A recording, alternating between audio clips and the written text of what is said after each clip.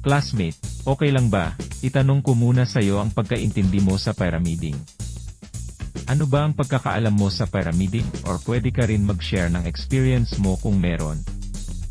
Kasi kung pagbabasehan mo ang marketing plan natin, mukha talaga siyang pyramid, pero bakit? Dahil for illustration purposes lang naman yon. Para lang mas madali siyang maintindihan.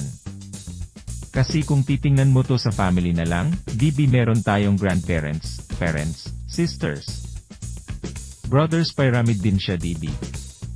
Depending on how you illustrate. Ang totoong pyramiding scam ay kung sasali ka lang, na wala kang makukuhang kapalit. Or anumang produkto. Para makarelate at may idea ka. The Consumer Act of the Philippines, DIWA amending specific sections that fall under said provisions. Republic Act No. 7,300 at 74 was enacted primarily to protect consumers against hazards to health and safety, and against deceptive, unfair, and unconscionable sales acts and practices. Scam yan. Again, classmate.